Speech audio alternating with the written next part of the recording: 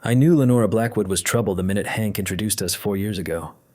The way she looked me up and down like I was some mangy yard cat that had followed her precious boy home.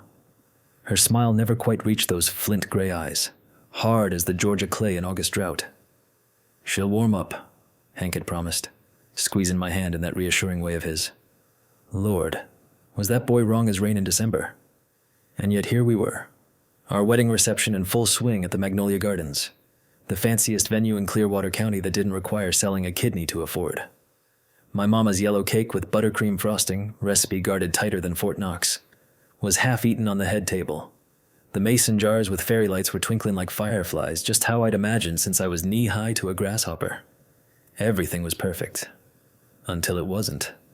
I was chatting with my college roommate Jessie. Haven't seen that girl since she moved to Chicago, bless her heart. When the microphone squealed. You know that sound that makes your teeth hurt? That. My attention snapped to the small stage where the band had been playing. There stood Lenora, 4 feet 11 inches of pure steel magnolia, holding the mic like she was born to it. Her perfectly coiffed silver blonde hair didn't dare move, even when she tossed her head back and laughed. "I'd like to make an announcement to the happy couple," she said, her voice syrupy sweet but with that undercurrent, kind of like when you bite into a pecan pie and hit a shell fragment. Hank tensed beside me. His hand found mine under the table, fingers interlacing tight as a new fence. "Sarah, welcome to the family, officially." Lenora's smile stretched thin as butter scraped over too much bread. "I know y'all were planning a honeymoon in Cabo next week." "Were?" My stomach dropped like an elevator with cut cables. "Well, I took the liberty of canceling those reservations." She paused, enjoying the collective gasp. "That money's for me, to recoup what I spent on this lovely wedding." I laughed. Couldn't help it. Surely this was some weird joke, right? But when I glanced at Hank, his face had gone the color of unripe tomatoes. Reflexively, I reached for my phone tucked into the special pocket Mama had sewn into my wedding dress. Every bride needs somewhere to keep her essentials, sugar. And pulled up my bank app. The joint account Hank and I had set up for wedding expenses in our honeymoon fund was emptier than a church on Super Bowl Sunday. $12,047 remained of the $4,800 we'd saved. "What in tarnation?" The words slipped out, loud enough for our nearest guests to hear. The room grew quieter than a mouse tiptoeing on cotton. But Lenora wasn't done. She clutched that mic like it was the last lifeboat on the Titanic. My Hank deserves better than some backwoods librarian with dirt under her fingernails from that ridiculous community garden. I've sacrificed everything for that boy. That's when Hank stood up. "Now y'all need to understand something about my husband. He's conflict avoidant as a bunny rabbit. Once drove an extra hour to avoid telling a waitress she'd brought him the wrong order. Yet there he was, standing tall as an oak. That's enough, mother." His voice wasn't loud, but it carried, like thunder before the downpour. I'd never heard him use that tone before. Not with anyone, least of all Hurricane Lenora. It made the tiny hairs on my arms stand up, like when you know something big's about to happen, but you don't know if it's going to be terrible or wonderful. "You've gone too far this time." Hank's voice was steady as a surgeon's hand. "I should have seen this coming from a country mile away." Lenora's face froze, then crumpled like a paper bag in rain. "Henry James Blackwood, you sit down right now. We can discuss this in private." "No, Ma. We've had plenty of private discussions." They never seemed to stick. Hank pulled out his phone. That ancient iPhone he refuses to upgrade because it still works just fine, Sarbear. And tapped the screen a few times. "I transferred the honeymoon money to my personal account last night. Just to be safe." He looked at me, his smile soft as new cotton. "The Cabo reservations are still on, darling." Then he turned back to his mama. "What you emptied was the decoy account." You could have heard a gnat sneeze in that reception hall. Lenora's face went through more colors than autumn in the Blue Ridge. Red, white, purple, then a sickly sort of green. You tricked me." Her voice came out small as a field mouse. "No, Mother. I anticipated you. There's a difference. Lord have mercy. I'd never been prouder of my man than in that moment. Or more shocked. The quiet accountant I fell in love with, the one who apologizes to furniture when he bumps into it, had outfoxed the craftiest woman in 3 counties. But then, just as the crowd started buzzing like bees in springtime, Lenora did something nobody expected. She laughed. Not her usual tinkling, practiced laugh, but a full-belly howl that bent her double. "Well, I'll be," she wheezed, wiping at her eyes, careful of her makeup. "You really are your daddy's son after all." The mention of Hank's father, gone 7 years now from a heart attack that nobody saw coming, sucked all the victory right out of the moment. Hank's face went slack, like someone had pulled his plug. And ain't that just the way with mothers? They know exactly where to stick the knife. I looked down at my ivory dress, at the small smudge of chocolate frosting on the bodice that I'd been ignoring. Suddenly, it seemed like the most important thing in the world to get that stain out. I wanted to run, to hide, to be anywhere but in the middle of this family drama playing out in front of our 112 guests. Yet here's the strange thing. Part of me was relieved. Like when a storm finally breaks after days of threatening. At least now we all knew where we stood. I remembered the day my daddy taught me to fish in Miller's Creek. "Sometimes, Sarbear," he'd said, "you gotta let the big ones thrash themselves tired before you can reel 'em in." Seemed like sound advice for dealing with Lenora, too. Hank was looking at me now, those hazel eyes full of something I couldn't quite name. Apology, worry, pride. So I did the only thing that made sense. I stood up, hoisted my dress a smidge, and walked right up to that stage. "Lenora," I said, taking the mic from her still shocked fingers, "I appreciate your concern for our finances." The room went tense as a cat in a room full of rockers. "But seeing as how you've already given us such a memorable wedding moment, maybe you'd like to add another by joining us for the mother-son dance. I believe the band is ready."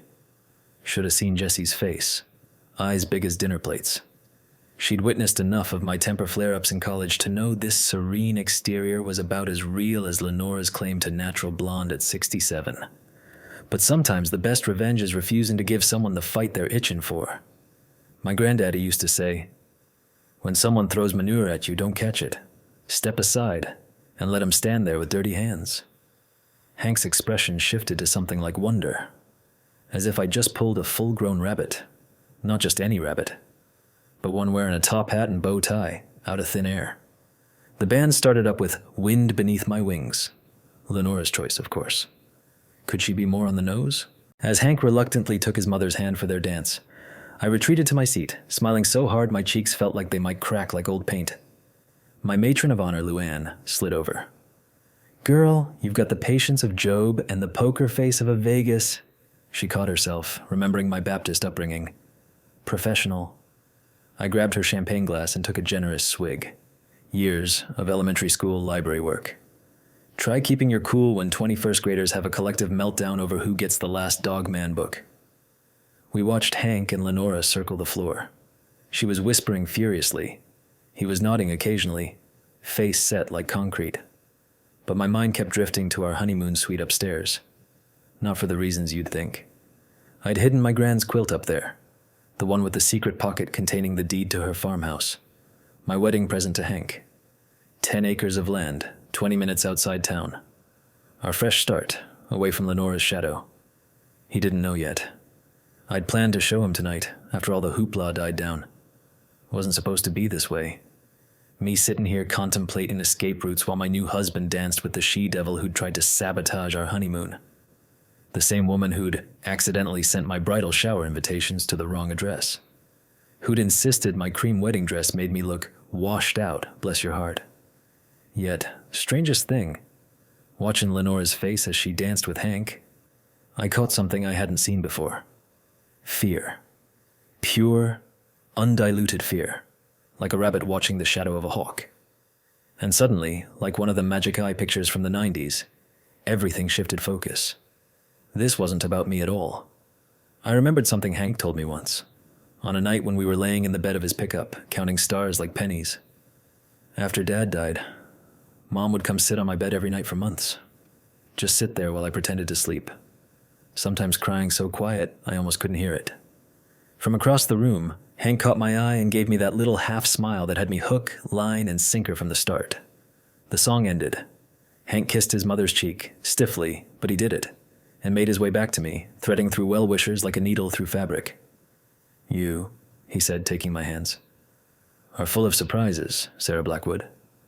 Lord, that name still gave me shivers. The good kind. "Where'd you learn to be so diplomatic?" I shrugged, feeling the weight of my dress shift. "Survival instinct," like how possums play dead instead of fighting back. He laughed, that full belly laugh I fell in love with. You are nothing like a possum. No? What am I like then? I teased, our usual game. Hank pretended to think hard, his forehead all wrinkled up like a seersucker suit. More like one of them honey badgers. Sweet on the outside, but tough as old boots when crossed. I snorted most unladylike. You've been watching too many nature documentaries, Mr. Blackwood. But inside, I was glowing brighter than the mason jar lights. He saw me. Really saw me. Not many do. What did she say to you? I asked, nodding toward Lenora, who was now holding court with my great aunts, acting like she hadn't just tried to hijack our honeymoon fund. Hank's shoulders tensed up like he was bracing for a heavyweight punch. She said she was testing us. Testing me, specifically. Testing what? Your patience? Your blood pressure? His eyes, the color of whiskey in sunlight, though I'd never admit to such a poetic thought, went distant. My loyalty. I didn't ask to who. Didn't have to. She wanted to see if I'd pick you or her. And you picked me. I squeezed his hands. That must have stung her worse than a yellow jacket in July. The band struck up Celebration, and the dance floor filled faster than a church potluck line. I watched Lenora excuse herself, heading for the exit. She'll be back, Hank said, following my gaze. Mama's got more acts than a circus. I believe it, I muttered. I swear that woman's gonna outlive us all out of pure spite. The night wore on, a blur of cake and dancing and enough hugs to last a lifetime. My feet ached something terrible in those satin heels Mama had insisted on.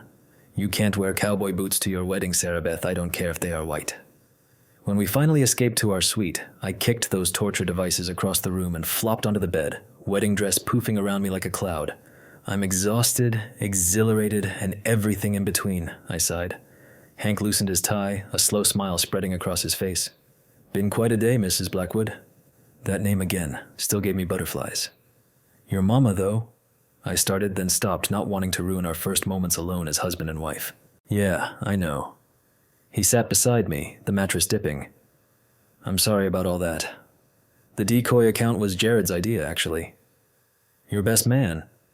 The same Jared who once tried to jump off your roof into a kiddie pool and broke his arm in 3 places? People can surprise you, Hank said softly, brushing a strand of hair from my face. I sat up then, remembering my own surprise. Speaking of which, I padded over to the closet in my bare feet and pulled out the quilt, carefully wrapped in tissue paper. What's this? Hank asked, his brow furrowing in that way that always made me want to smooth it with my thumb. Open it, I urged, suddenly nervous as a long-tailed cat in a room full of rocking chairs. He unwrapped it carefully. Hank does everything carefully, from filing taxes to folding laundry, and stared at the quilt. This is your grandmother's wedding quilt, the one with all the family names. His fingers traced the embroidered Blackwoods and Johnsons stitched alongside my family's Lacey's and Parkers. Look in the corner pocket, I whispered. When he pulled out the deed, his hands actually trembled. Sarah, is this? Gran's place. 10 acres, that old farmhouse, the pecan trees, all of it. She left it to me, and now I'm giving it to us. For a second, I thought he might cry. Hank's not much of a crier, saw him tear up once when his dog died, and again when the Braves won the World Series. But instead, he just looked at me with those eyes that see everything, including parts of myself I sometimes wish stayed hidden. You know what this means, don't you? He asked, voice gone husky. I nodded. We don't have to live in town. Don't have to see your mama every blessed day. It's a 20-minute drive. 20 minutes of peace and quiet, I corrected, smiling. He traced the outline of Gran's house on the deed. We can fix it up, make it ours. The thought warmed me more than the champagne ever could. That old house had good bones, like Gran used to say. Needed work, sure, but nothing we couldn't handle over time. What do you think your mama will say? I couldn't help asking. Hank's laugh startled a moth that had been resting on the lampshade. She'll hate it, but... He leaned in close, his breath warm on my ear. I find I don't particularly care what she thinks anymore.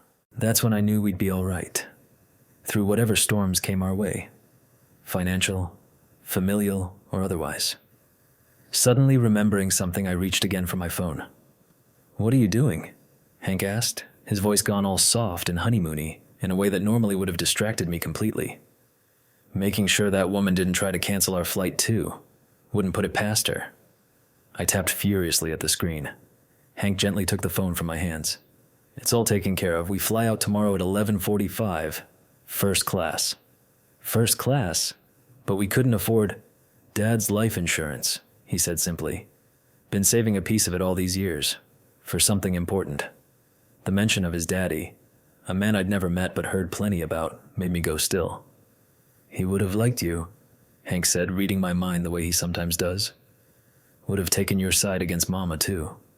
He was the only one who ever could stand up to her without the whole world catching fire." I leaned my head against his shoulder, breathing in the familiar scent of him, laundry detergent and that fancy shampoo he pretends he doesn't order special off the internet. "Tell me about him again," I whispered. And so, on our wedding night, with my dress in a crumpled heap on the floor and Hank's suit jacket thrown over a chair, we sat in bed while he told me stories about Henry Blackwood Sr., the man who'd taught him to fish and fix engines and stand his ground when it mattered. He used to say, "Son, sometimes the hardest thing and the right thing are the same damn thing," Hank murmured, his fingers tracing lazy patterns on my bare shoulder. Outside our window, the reception was finally winding down. I could hear car doors slamming, drunken goodnights, the occasional burst of laughter. "I think that's what happened today," I said. "The hard thing and the right thing lined up perfect, like stars in conjunction." Hank smiled at my unexpected astronomical reference, a leftover from my brief obsession with space in junior year. "You know what else?" he asked. "I think Mama might have actually gained a grudging respect for you today." I snorted. "Sure, and pigs are flying formation with the geese. But later, much later, I'd wonder if maybe he wasn't right after all."